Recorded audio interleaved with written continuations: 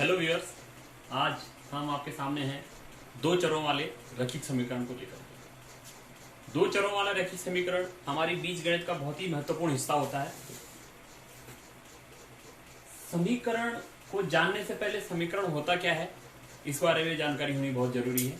तो यहाँ पे एक छोटा सा नोट हमने लिखा है कि जिस गणितीय संबंध में बराबर इक्वल का चिन्ह होता है वह समीकरण कहलाता है। गणितीय संबंध में जोड़, घटाना, गुणा, भाग, चर, अचर सारे के सारे अपना आपस में जो रिलेशन होता है, अगर वहां कहीं पे बराबर का निशान आ गया तो वो क्या कहलाता है? समीकरण कहलाता है। जब बराबर का निशान आ जाता है तो उसके दो हिस्से हो जाते हैं। दो हिस्से, एक बायां पक्ष और एक दायां पक्ष, एक बाईं तरफ का और एक दाईं तरफ का। तो उसको बाएं पक्ष को हम LHS कह सकते हैं, लेफ्ट हैंड साइड, और दाएं पक्ष को RHS कह सकते हैं, RHS कह सकते हैं। थोड़ा सा एग्जांपल यहाँ पे लिखा है 3x + 2 = 7। यह एक समीकरण है। इस समीकरण में ये बाएं पक्ष है और ये दाएं पक्ष है। अब हम आते हैं आगे। समीकरण का क्लियर हो गया कि भाई बराबर का निशान जिसमें होगा वो क्या होगा? समीकरण होगा। अब थोड़ा आगे बढ़े। हमारे पास समीकरण भी है, रैखिक शब्द भी है और चर भी है, और दो चर है। तो बात करते हैं सबसे पहले रैखिक की। रैखिक होता क्या है? जैसे कि प्रीवियस वीडियो में मैंने रैखिक बहुपद की बात करी थी, तो वही है कि जिसमें चर की घात एक होती है, मैक्सिमम घात एक। तो वह समीकरण, जिस समीकरण में चर की घात क्या होगी? एक होगी, वह रैखिक समीकरण कहलाएगा। मतलब x² में मिलेगा आपको, y² नहीं होगा, क्योंकि हम ट्रेडिशनल रूप से x और y को ही चर के रूप में लेते हैं। कुछ और हम वर्ड भी इसमें ले सकते हैं। अब आगे देखिए। अब हम पूरे अपनी जो हमारा प्रॉब्लम है यहाँ पे दो चरों वाला रैखिक समीकरण जिसको हम आप जानने वाले हैं उसके बारे में आते हैं। पूरे की डेफिनेशन कैसे बनेगी उसको देखते ही उसी हिसाब से बनेगी कि वह समीकरण जिसमें क्या हो? दो तो चर और प्रत्येक चर की घात क्या हो? एक होती है। दो चरों वाला रैखिक समीकरण कहलाता है। और बिना किसी प्रॉब्लम के हमने सिंपल सा लिख दिया है। कुछ भी हम लिख सकते हैं इस प्रकार से कि दो चर हम उसमें इंक्लूड करें और बराबर का निशान बनाए और हमारा समीकरण बन जाता है 3x + 2y = 7। और इस समीकरण का दो चर का होने का अस्तित्व तभी है जब x और y इसमें रहेंगे। एक भी हट जाता है तो फिर दो चर का कोई मतलब नहीं है। तो कहने का मतलब है कि जो x के साथ है और जो y के साथ है ये कभी भी जीरो नहीं हो सकते। इस चीज को और अच्छे से जानने के लिए हम आते हैं उसके व्यापक रूप पे। दो चरों वाले रैखिक समीकरण का व्यापक रूप। व्यापक रूप बोले तो जनरल फॉर्मूला।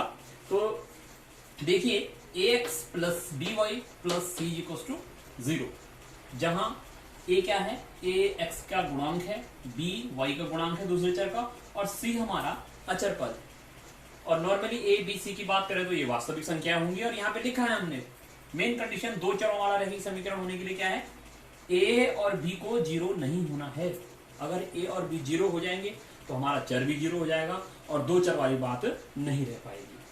अब ये तो सामान्य रूप हो गया कि भाई दो चरों वाला रैखिक समीकरण इस प्रकार से लिखा जाता है। आगे थोड़ा बड़े एक स्टेप तो हम देखेंगे तो इसका यूज क्या है, अनुप्रयोग क्या है।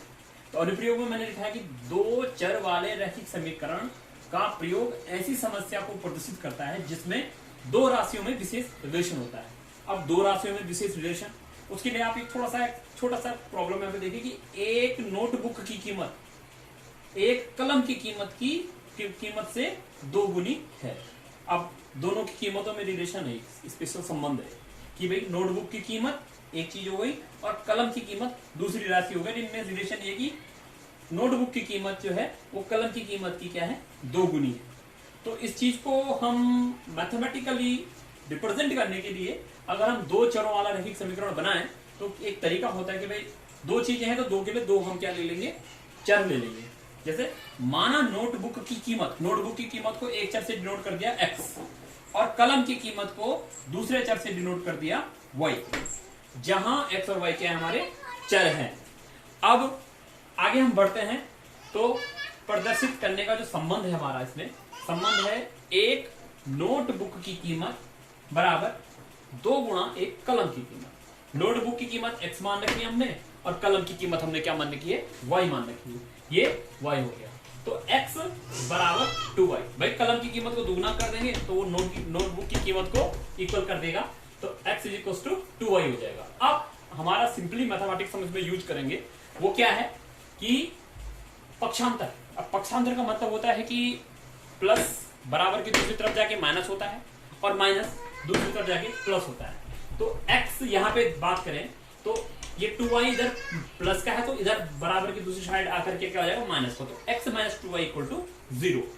और अच्छा लिखे हम इसको अपना जनरल फॉर्म की तरह अगर लिखने की कोशिश करें तो x माइनस 2y माइनस 0 बराबर 0। अब इसकी तुलना करेंगे हम जनरल फॉर्मूले से, ax plus by plus c equal to अगर 0 है तो देखिए कंपेयर करेंगे तो a की जगह में वहां पे 1 है और b की जगह में -2 है और c की जगह में 0 है। तो ये हम इस पे कंपेयर कर सकते हैं जनरल फॉर्मूले से। तो जाहिर सी बात है अगर एक दो चर वाला समीकरण बना है तो इसमें a और b का वैल्यू 0 नहीं आया है। आगे देखिए, कभी कभी प्रैक्टिस के तौर पे नॉर्मल समीकरण दी रहती है, उसमें हमें कोफिशिएंटों की तुलना करनी पड़ती है। तो देखिए 2x plus 3y is equal to 9.35, ये बार 5, इस पे कंपेयर करना हमने जनरल फॉर्मूले से कि भाई इसकी वैल्यू a b और c का वैल्यू क्या है। तो नॉर्मली उसके नीचे हमने लिख दिया भाई ax plus by plus c equal to 0। उससे पहले हमने इसको पक्षांतर कर लिया, तो ये प्लस का था या माइनस का आ गया। अब कंपेयर करेंगे तो देखिए a की जगह में 2 है, b की जगह में 3 है और c की जगह में हमारे क्या है, -9.35 है। तो इस प्रकार से हमारा ये दो चरों वाला रैखिक समीकरण होता है। और इसकी जो आगे यूजेज हैं, इसका सॉल्यूशन किस प्रकार से निकलता है, वो मैं इसके नेक्स्ट वीडियो में आपके साथ शेयर करूंगा।